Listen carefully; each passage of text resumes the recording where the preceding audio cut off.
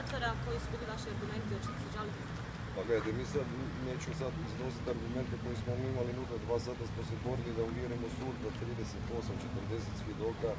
koje su predložili od strane USKOK-a zbog kojih bi zbog kolizijskih opasnosti on bio izložen zatvoru, sud ih je odbio skoro polovinu, pa da smo s tim dijelom zadovoljni. O imenima naravno nemamo ništa govoriti, ali treba se saslušati po mišljenju suda, po mišljenju sudca istrage, svjedoke koji su vezani za poslovanje nogometnog kluba Dinamo, koje su vezane opet do neke mjere uz one sadržaje inkriminacije koje opet nažalost ne mogu reći, a koje je vezan za nekakve radnje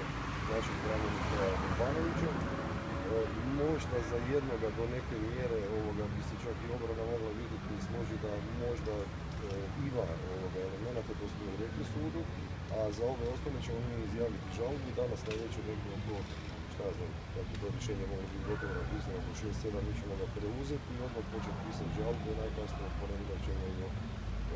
predati sudu na